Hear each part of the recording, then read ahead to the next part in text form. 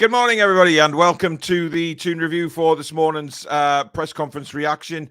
Thank you very much for joining me live on the show this morning. Of course, Eddie Howe has been speaking to the media ahead of the game at Kenilworth Road tomorrow. It is a big game.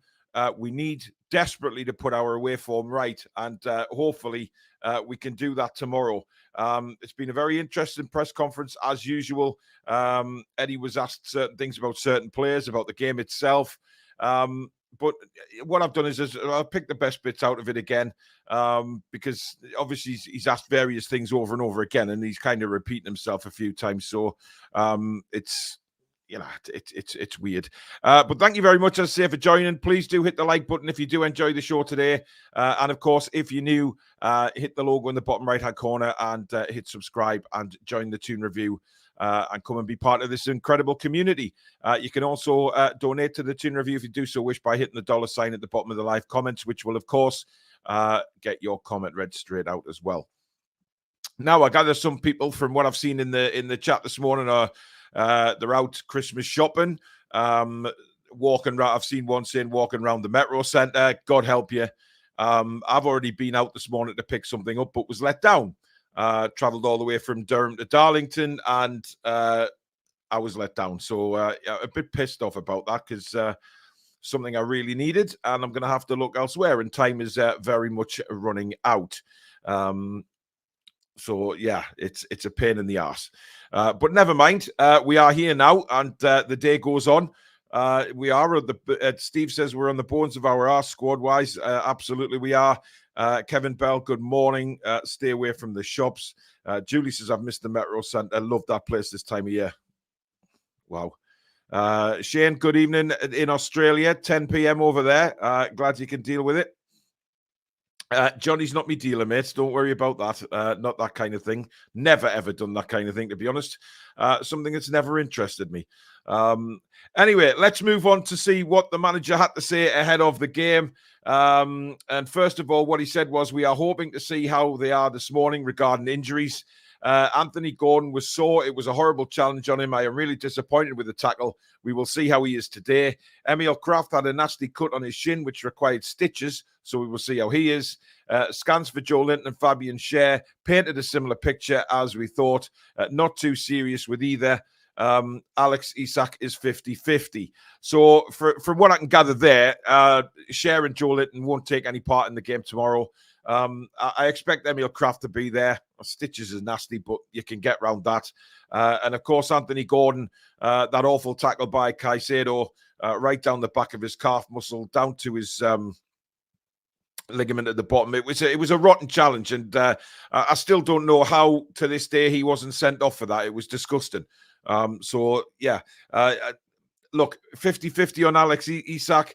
Do we risk him? Do we not? These are the decisions that Eddie Howe has to make now, because if Alex Isak is 50-50, and Anthony Gordon's not playing, then if none of those two are available, it's going to be really interesting to see who he puts out on the left-hand side. Does this mean that finally Lewis Hall gets an opportunity playing further forward? I don't know. Of course, he's been very kind of reluctant to play Lewis Hall, hasn't he, in previous games? So if that's going to be the same tomorrow, then I don't really know. Stuart Badger says, as this is likely to be the last live show, can catch before the big day, I'd wish everyone in the TTR community a happy Christmas and a happy and healthy New Year, especially Paul and family. Thank you very much, Stuart. Well, we are live again tonight with Face the Lads, where you guys get your opportunity to come on. And, of course, that we have Match Day Live tomorrow with me and Billy, and possibly the match review later on tomorrow as well. So lots of stuff coming up even before Christmas. JP says, even from Australia, looking forward to a good bounce back from our team this weekend at 3-0 for the Toon. Diego Costa's in the house, everybody. Good luck, Newcastle. Big things coming. If that was the real Diego Costa, it'd be nice. Mark says, cannot just keep using the same 11 for all the game. We need to use people like Hall, etc., even for the last 15, 20 minutes. Yeah, you know what it is? The last 15, 20 minutes are going to be crucial tomorrow, because there's no doubt that Luton Town will be up for this game. And, you know, I know me and Alex are very, very confident of a win. However, it's still going to be a tough game. It's certainly a tough start, because Luton will be fired up because of what happened with Tom Lockyer, etc. We always know how those situations come around, and the team want to do it for the skipper. The team want to do it to, get the crowd back up on their side. And of course, Luton are fighting at the bottom of the league. They're fighting for everything they can at the moment. But what Luton have done is given teams plenty of good games this season, including the likes of Man City and Liverpool. So, yeah, I think if we score quite early on, we can go and get a hatful. I think I genuinely believe that the football that we play, but we have to be on it. And if we're not on it, then it'll be a tougher game. Absolutely, will it be? But I'm hoping that we're not sort of, talking about how well our defenders played. I want to see our attackers do something tomorrow. Now, on the trip to Kenilworth Road, Eddie said it's a very difficult place to go, but we are looking forward to the game. They ran Arsenal close and got a draw against Liverpool. They are fully committed to how they play. Knowing the stadium like I do, it will not be an easy game for us. We will have to be at our very best. It will be an emotionally charged afternoon. So, of course, emotionally charged as in what happened with Tom Lockyer, of course, which was awful. But thankfully, he's on the road to recovery and is well at the moment. So that is the most important thing that this came around from this whole horrible situation with him. That he's on his way to recovery. However, like Eddie says there, it's going to be very, very emotionally charged inside Kenilworth Road tomorrow, because they know he's home now. Now, he came home yesterday, so I'm not really sure if he's going to be well enough to attend the game. So he'll be watching anyway. So the fans will get right behind him. And you can bet your bottom dollar that the players are saying, right, this one's for Tom. So let's get out there and do the business. And like Eddie said there, they've run teams very close this season at Kenilworth Road. It is not an easy ground to play football on, although, it's certainly not as bad as what it used to be when it used to be the old plastic pitch back in the 80s, but times have changed since then. But it's still a very compact ground, isn't it? It's a strange ground, but Luton Town will be all out. We'll be all up for this. And like Eddie said there, we have to be at our best. And our best means getting rid of this monkey on our back with the away form, because that's one thing that we have to sort out. But again, that's down to the manager and how he puts us out tomorrow, how he play, what tactics he plays. Does he go for it? Does he not go for it? These are questions that we will obviously get answered tomorrow. But we have to get rid of this awful away form. It is just terrible. James says if Isak doesn't play, I hope to see Diallo on the bench, but I doubt he will. Hope the Real and Barca Chiefs feel like clowns today. Well, hopefully they do. Have Newcastle made any more statements about the new Super League that's out that they better say no? Nothing from the club themselves. But listen, why should they? If there's been no official invite or anything for the Super League, they've got more important things to concentrate on at the moment, actually, than the Super League. So let's just see what develops with that in the future. You know, they've got listen. The Super League is a long way away if it actually comes around. Because there's only Barca and Real Madrid said anything positive about it. The other clubs that have made statements on it have slammed it. So, you know, and plus there's this agreement that came around from all the clubs last time the Super League was mentioned. It's going to be very difficult for them, given what a lot of the clubs have already said, because at the moment it looks like a Real Madrid and Barcelona two-team Super League, which would be it just wouldn't work, would it? Carl said, I'd like to see Miggy left wing, Tino right wing, and a back four of Kraft, Lascelles, Botman, and Byrne. That would work for me. I'd be perfectly happy with that, Carl.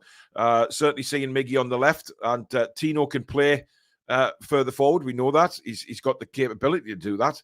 And it'd be interesting to see how he linked up with Emil Kraft on the right-hand side. Both of them are capable of getting some good crosses into the box, capable of getting to the byline.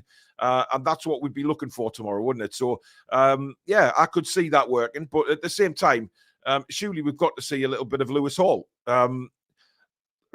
It's just a mystery to try and figure out what's going on with him.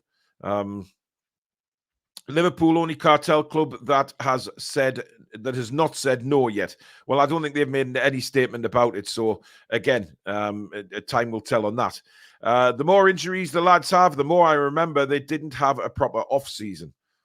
It was very compact, as we know. But that was all down to the sudden World Cup, wasn't it? It was the World Cup at the end of the day that put anybody under pressure for that, because obviously the season finished late, the new season kicked off early, and players haven't had a rest. And certainly Anthony Gordon, who was away with the under-23s, of course, he's what, 2 weeks, if that. So yeah, it's very, very difficult. But look, it is what it is. We have to get on with it. And like Eddie has repeatedly said, we do have to get on with it. Kevin says emotionally charged teams don't always perform well. They often lose focus and concentration in the occasion and could work in our favour. Even Caicedo knew it was a bad challenge because he, when Gordon stopped and sat down, he kicked the ball out. Well, guilty conscience indeed. Good morning to Alice. And also should be a good day for footy tomorrow. Liverpool versus Arsenal and the Boxing Day fixtures. Yeah, it's for me, you know, the football calendar, although a lot of people complain about it, for me, it's brilliant Christmas time, you know, the football calendar. But you know what, as players, they'd surely rather play games than train. I know as an ex sort of hockey player myself, if I was told to go on the ice and train or go on the ice and play, I know what I'd rather do. Michael says, last time I went to Luton, Supermac was playing for them against Blackburn in '69. Colin says, I wonder if Hall has a clause where he doesn't play enough minutes. We don't have to buy him. I mean, look, the media have said that when they came out of the press conference last week, they were told that Newcastle United would be signing Lewis Hall. Now, how official that is, I don't know. But at the same time, you know, nobody knows what is going on with Lewis Hall. I mean, does Eddie think he's good enough? Does he think he's not fit enough? Or is there a problem somewhere with Lewis Hall? You know, we don't know. It is a worry because, look, he played fantastically well for Chelsea last season. We know that he's certainly got the ability. There's no doubt about that. But whatever's going on, Eddie just doesn't fancy him or doesn't trust him at the minute. Cynical Jim says the problem with Alex's stats last night is they're accumulated over the season. The Toon have been better in the past and Luton were awful at the start. Richie, yep, thank you, mate. I got your emails. I will be having a look at them in more detail. Thank you, buddy. JT says 99% of the fan base of every team is saying a big no to this Super League garbage. To join it means paying off a lot of people and many will walk away, in my opinion. You know what it is? There's been a massive outcry and we knew that would come because last time the Super League was mentioned, everybody, all the fans jumped on and said, no, we do not want this. We do not want a Super League. We want the football to stay exactly as it is. We love it the way it is. Let's keep it the way it is. Simple as that. Don't mess with something that isn't broken. And it's all about money. For the Glazers, etc., it is all about pound signs, dollars coming into their bank account. No, shaft them. Simple as that. The fans do not want it. It is clear as day that the fans do not want this Super League. Mick Jace is picking up on what's been said. It seems Hall isn't playing because Eddie doesn't think he's up to speed yet for the way Newcastle play. That could be the exact reason. Simple as that. There's no, there doesn't have to be any cynical reason why he's not playing. I think we all need to understand that. There doesn't have to be a cynical reason. It could be just as simple as that Eddie doesn't think he's up to speed with the way he wants him to play yet. And it might take Lewis Hall a bit longer to get used to it. We don't know. Training is where you practice tactics and set pieces, so training is vital. Well, yes, but, I'm talking from a player's point of view here. If you are a player, you'd rather play games than train. All doesn't matter what sport that's in. You want to be competitive all the time. Howe said this morning Hall is part of the future and he'll play a big part this season. And they are working on his game every day, so be patient. There you go. Now, on Sven Botman. Eddie went on to say, Sven is good.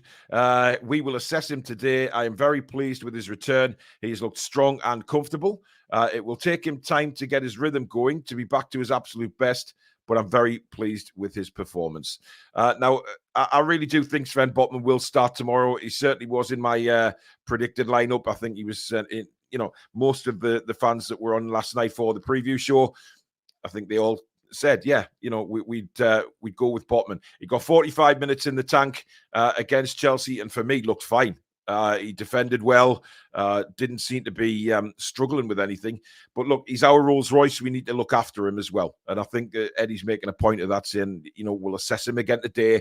They'll keep assessing him, make sure that he's okay to play in games. Because, look, these games are coming thick and fast. And if we're gonna, if Botman's going to be a part of that, he needs to be fully fit, and obviously match fit. He needs to be on the pitch. He needs to be building up his minutes. And I think he'll start again tomorrow. But I don't think he'll come off at half time this time. I think he'll play around 60, 65 minutes maybe. He does have options on the bench for defenders, so putting somebody else on in his place, that's not going to be an issue. But hopefully by the time it comes to Sven Botman needing to come off the field, we're 2 or 3 goals ahead. And then the pressure really isn't on Eddie to do anything. It just says, right, you've done your job, Sven. Let's get you off. You've got some more minutes in the tank, and then go again. So I expect Botman to start alongside Jamal Lascelles. And then utilize the defenders as the game goes on. There's no real pressure with defenders at the minute, apart from obviously, missing Cher's massive, because we know that Botman and Cher together are just huge for the club. Now, Callum Wilson's 100th club appearance. Eddie said Callum has come back into the team and done really well in a time where he didn't have a lot of training before hitting the pitch. He took his goal really well, as he always does. Now, there was a lot of, I think, a lot of mixed feelings about Callum's performance at Chelsea. Obviously scoring the goal, but he didn't really do anything else. But then again, did he have a bloody chance to do anything else? When your team is parking the bus like that, Callum can't do anything. He comes back to help defensively, but then we're pumping the ball out of the area, and because he's been asked to come back defensively, he can't get there. And he's left chasing shadows, and that's what he was doing on Wednesday. We need Callum in the box. We know how good of a finish he is, so let's give him the opportunity to finish in the right area instead of being pegged back. That's what I was sort of more disappointed about Tuesday night. Was the fact that we just, we scored that goal and we didn't go, we weren't clinical. We didn't go and try and finish them off with a second goal, because I think the Chelsea defense was at 6s and 7s, and we could have got a second goal. And I believe if we got the second goal, then we could have just sat back, kept the energy, didn't overdo it kind of thing, and gone for it. So I'm a little bit still miffed, actually, from Tuesday night, as a lot of fans are. But, we just have to take it on the chin. Now, finally, obviously, Eddie spoke about Luton captain Tom Lockyer, and he said, without a doubt, watching the game back as we did, that was a really difficult moment. It really puts football into perspective. Tom's health is paramount, and we want to send our best wishes to Tom and his family from everyone here. So again, brilliant comments from Eddie Howe about Tom Lockyer, and rightly so as well. Rightly so. Jody, thank you for your chat. Jody says, happy Christmas to everyone at the Toon Review. Love the channel. Keep up the great work. Thank you very much, Jody. Much appreciated. Now, what he didn't, there wasn't much said about Trippier this morning. And I don't know whether, anything has been said. I haven't seen the actual full press conference yet, because obviously I was out this morning. I've come back and picked the best bits to chat about injuries, etc. So I'm not sure whether he was asked about Kieran Trippier. Now, for me, he should have been. So if anyone in the chat has seen maybe what was said, and if he has said anything about Trippier, let us know. But for it not to be a main point in the actual press conference best bits, then I don't know if he was asked. For me, I don't think he should play. I think he's got a lot on his mind at the moment. Whether football is a good distraction for him, to be honest, I don't agree with that, because it's plain and simple that it's not a distraction, because he's clearly, whatever's going on in the background is getting to him, because he's made mistakes, some critical mistakes, and we've been punished for those mistakes every time. But look, there's a lot of difference in the chat saying, oh, Trippier should start, Trippier shouldn't start. For me, I wouldn't start him, but that's nothing against Trippier himself. I think he's going to play a massive part in the second half of the season for Newcastle United. No doubt in my mind that Kieran Trippier is going to be up there. But I agree with what Billy said last night. Maybe take him out the firing line for a couple of weeks, just to regroup him and just get it sorted. Whatever's going on, get it sorted, come back and go for it. So it's tough though, isn't it? Because Eddie Howe's got to have that conversation. At some point, he's got to have a conversation with Trippier. For me, if I was manager, I'd have gone to Trippier and said, look, Trips, we're taking you out for a couple of games. Get yourself away. Don't worry about Newcastle United. Concentrate on yourself and your family. Work things out, whatever's going on, and come back refreshed. And give him a couple of weeks off where he doesn't have to worry about coming into training or football matches. He can go and sort out whatever is going on. That's how I'd handle it, but Eddie and Kieran may handle it a very, very different way. Kieran Trippier may say, right, I want to play. I think it's best for me, but it's also best for the club. Now, best for the club and best for the team is not necessarily what Kieran Trippier thinks is best for the team, because if he thinks he can play, but he's got more on his mind and it causes, the problems that it has of late, then I think he needs to reassess that and reassess it quickly. Rabbit Nunn says we need more technically gifted players who can play out from the back and retain possession in these types of games, those type of games. Yeah, absolutely. Julie J says Trippier should be rested until the Liverpool game. Kind of agree. I think he needs a couple of weeks out. Chris Leck thinks he'll start the game. Santos says, I think Trips needs a breakaway, but I feel he will start against Luton. Rabbit Non says, if we cannot rest key players against Luton, when can we rest them? This is one of the easiest games left this season. Well, yeah, but you're talking about resting players. Who's going to come in? That's the problem. We don't have the squad depth for to rest key players. And to be honest, I don't want to see the key players rested. The key players are what we need to go to Luton tomorrow and use their experience to overcome the emotion that is going to be at Kenilworth Road and go out there, perform, score a few goals and win the game. I don't want to see our senior players left out. And quite frankly, I know they're tired, but they didn't perform on Wednesday night either. Whether tiredness or what, I don't know, but they didn't perform. So therefore, in my opinion, they need to go out there and prove a point to everybody. The away form's terrible at the moment, so I don't think everybody is going to, worry about that. Robert English has got a quote from Eddie Howe regarding Trippier. Thank you, Eddie. Sorry, Robert. He says, Eddie says, Kieran is fine. He's a strong character and vastly experienced. as well. It is not about one individual. It's about the collective. We do need a collective response. Take that as what you will. I don't know whether that says that he needs to be left out. I mean, look, he's saying he's a strong character and vastly experienced. Yes, he's a very strong character. But there's other things more important in life than football. Let's be honest. His family come first. Anybody's family comes first. And I think that needs addressing, because it's all right saying, oh, he's vastly experienced on the football pitch. That doesn't mean he's vastly experienced in handling personal things in his family life. So, everybody comes across new things all the time that they have to deal with, whether it's good things or bad.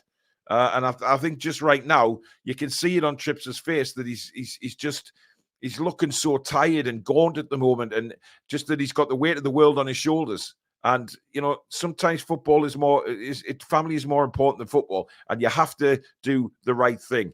For me, I just don't think Trippier should start. I mean, look, he might go on that pitch tomorrow and have an absolute blinder for all we know. This is just opinions at the end of the day. He could, go on that pitch tomorrow afternoon and perform like the normal Trippier we know. But at the same time, I think he needs a little bit of time out to sort whatever issues are going on. Nathan says we should start Trips. He has to have full support of the lads in the club. This is just a blip. Let's not forget how instrumental he has been for us. Absolutely, Nathan. Look, he's been very instrumental for us, but at the same time, it's not about the football. I know you're saying there he's been instrumental and things like that, and support of the lads in the club. Absolutely, 100% right. But at the same time, whatever's going on outside of football, he has to address himself. He can be supported by the club, the fans, the players, etc. But whatever personal issues that Kieran has going on, they need to be dealt with by him, by him and his family. That is the most important thing. But look, whether he's dropped or not, I don't know. And I wouldn't call it dropped. If Trippier doesn't play tomorrow, I think he's rested for personal reasons. Simple as that. Luke says, I don't think Luton is going to be a very easy game. Marco says, even if Hall is not up to Eddie's speed, he can't be that unfit for a regular 20 minutes to say to rest others. I agree with that. I don't see how he couldn't be possibly worth 20, 25 minutes on the pitch. I understand if Eddie doesn't think he should start because he's not up to speed with the tactics or what Eddie wants from him. But leaving him out altogether when we're crying out for fresh legs on the pitch is a bit of madness to me. Eddie also went on to say, being one of the leaders in the group, Trippier is a strong character and they will look after him. But I don't think it has been any different. So we've addressed this many, many times, and some people have said that it'll eventually be Eddie Howe's downfall, which is, of course, his loyalty to some of the players. He's a very loyal manager. Now, whether you take that in a good way or a bad way, it can have a plus and a negative side to it. Now, if Eddie is just fully behind Kieran Trippier and thinks, right, I'm still playing you, play your way through this, fair enough. But he has proved in the past to have his favourites, and it still goes on now. I don't think anyone's doubting that. But look, every manager has the favourites. And it's maybe it's not the same as having the favourites, rather than maybe just the trust in these players. Eddie has immense trust in some of them to go out there and do a job. And I think what he's saying about Trippier is that trust has not wavered one single bit despite his mistakes. But what Eddie's not going to do in the press conference is come out and say, oh, Kieran's got stuff away from the game that he needs to go and sort out. Eddie will not do that. So it's fair enough. He's going to sit there and talk positively about Kieran's footballing abilities, etc., and his motivation and his strength and character. But what he's not going to talk about is what's going on behind the scenes in his personal life. That has nothing to do with the media. It's nothing to do with us. And it's nothing to do with anyone, really, bar Kieran and his family. But as a manager, Eddie has a duty to help him through it. And I think the best way is if there is stuff going on in Kieran's life, then he needs to sort it out before he makes more mistakes. Because we know that what we've seen from Kieran Trippier with the mistakes is not the real Kieran Trippier. It just is not the real one. And I think that's why we need to just take a step back now, support him. If he plays tomorrow, fine, support him. I think it's a risk, but we just have to see what happens. Geordie 2 for Life says there's no easy game in the Premier League, especially away from home. There will be easier games due to a lack of quality, but they are still professional footballers who play with pride.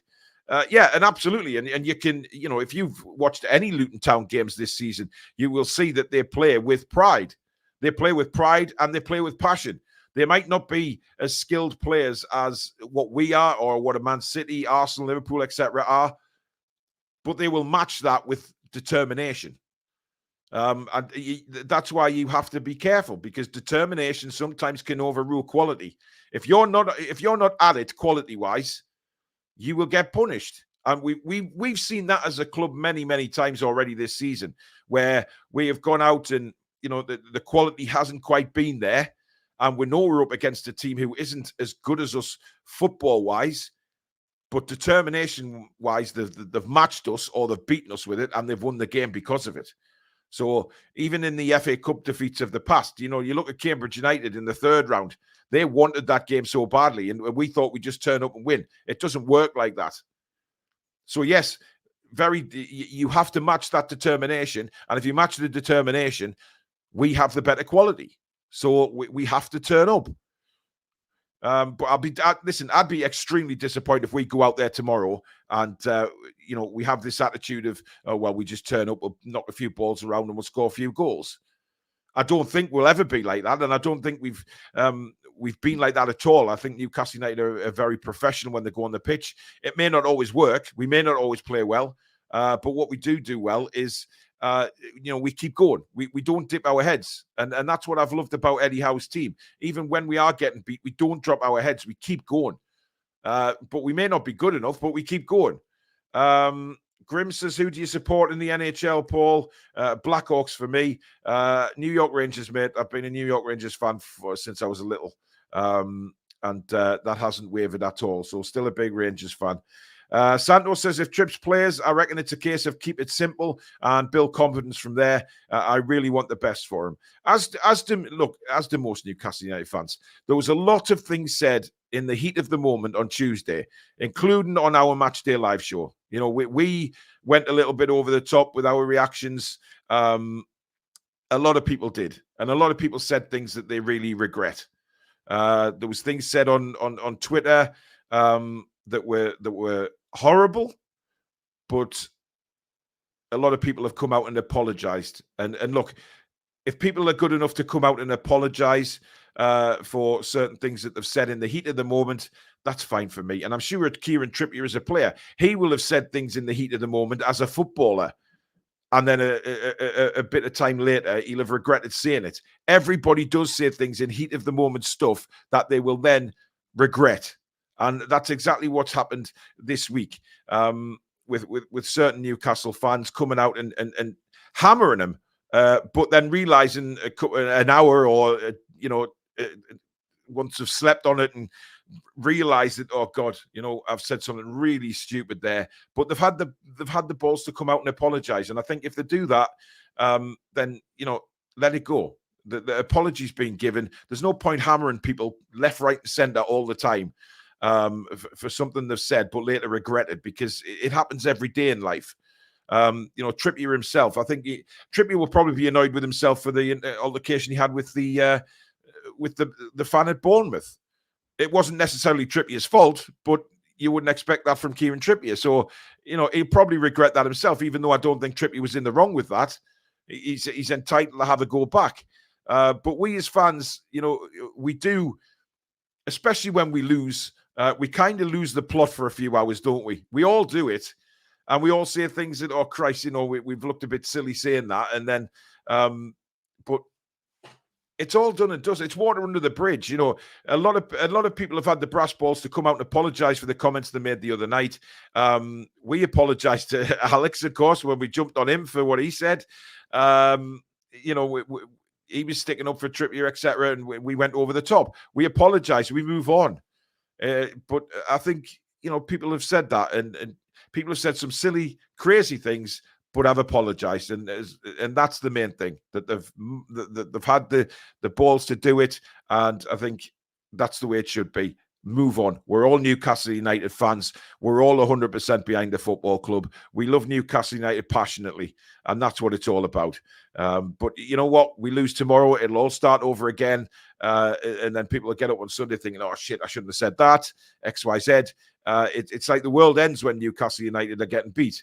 And we don't want that. We would love to do shows where we're hammering teams 4 and 5-0 and player ratings at 9s and 10s all the way through. But football is never like that. And this is why the Luton game is very, very important tomorrow, because I think going into Christmas, I think it'd be great if Newcastle United could just put to bed or get the monkey off the back about this away form.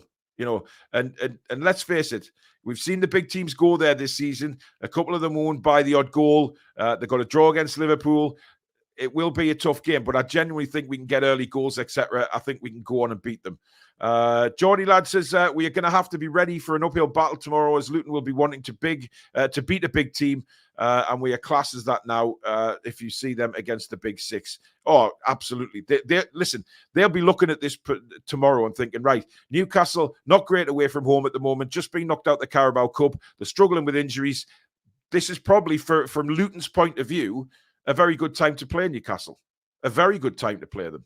So they have to be on their mettle from the word go tomorrow, or we will be punished. We know we will. They've got some, Eddie Howe up front. He's a big unit. He can score goals. It's not going to be as easy as people think it will be if we sit back. But if we go at them, I think we can beat them comfortably. Looney Tunes says you need to be accountable for what you're saying, not just apologising. It's all fine. Don't say it in the first place. Yeah, Looney Tune, I can agree with that to a degree, but we've all said in life something we've later regretted. Sometimes in the heat of the moment, you will say ridiculous things. It's life. It's life. We've all done it. We've all said it. And yes, you have to be accountable for it. But by coming out and apologising, you are taking account for what you've said. You are being accountable and you're apologising for that. Therefore, you've took accountability. So, you shouldn't say things in the heat of the moment sometimes, but you do. And it's just human nature. Mick says everyone says things at the heat of the moment, but it takes a man or a woman to admit it. Yeah, and many people have. Many people have. Danny says Tripp's head is somewhere else. It's clear as day. Does not look well at the moment. And I've said that, Danny, many times. I just don't think he looks well. If your kids look like that, you think, oh, God, I'm taking you to the doctors. You don't look well. You look really pale, a little bit gaunt. But there's still a lot of stuff going on. But we will never be privy to what's going on in Kieran's life. And I, quite frankly, don't want to be. Gems, good morning to you. Let's face it, Trips has been amazing for us. Every player has off games. Well said, Paul. Thank you very much. Yeah, every player has off games, but every player who's got a burden on the shoulders will have problems as well. Trying to shake that off, forgetting about it for 90 minutes, and then knowing that when you go back in that dressing room again, it's all there and it hasn't gone away. That's why I think he needs a bit of time off, time away from football, just to sort it all out and come back bigger and stronger. Bruno is a machine. His engine is second to none. He would make the entertainers team. Oh, absolutely. Listen, I've seen some ridiculous crap about Bruno online from various other fans of other clubs, slating him, saying, he should have been sent off against Chelsea. He's just a ridiculous, dirty player. Honestly, that incident on Tuesday night with the Chelsea player, nowhere near his face, and he goes rolling around holding his face. That is simulation, and he should have been booked for that, in my opinion. Yes, Bruno deserved a yellow card. It was a rash challenge, but to go around rolling around holding your face as if you'd been wiped out completely is absolute Johnny Rollocks. It really is. Looney Tunes says, I'm talking more about the people talking shit about Trips' personal life and not just his performance. Fair enough, matey. Fair enough. Rumours will also circulate. Just take no notice of them. Yeah, it's just like the in the nose with transfers and stuff like that. You've still got them there. They're always going to hang around thinking they know best and they know who's coming to the club. They know what's happening with transfers. They know how much budget we've got. They don't know jack. I'm telling you, they don't know jack. And these people who continually get sucked into the in the nose, more fool you. Because you're going to start believing them that there's certain players coming to the club and it never happens. It's every single transfer window. The in-the-knows come crawling out again saying, oh, we've got this, we've got that, we've got the big news on this, and it never bloody happens. Such and such is coming for a medical. Never happens. Don't get sucked in. We report on any media reports on players coming in, but we'll just talk about them. We're not saying, oh, they're coming to Newcastle.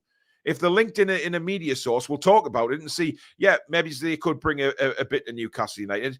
But we will only confirm something on this channel if we hear it from the club. Once the club announce it, that's when we'll do it on the channel. That's the way it should be. But people are always looking for subscriptions and likes and views by putting up ridiculous thumbnails saying, oh, such and such, medical booked and all of this crap, when there's nothing done.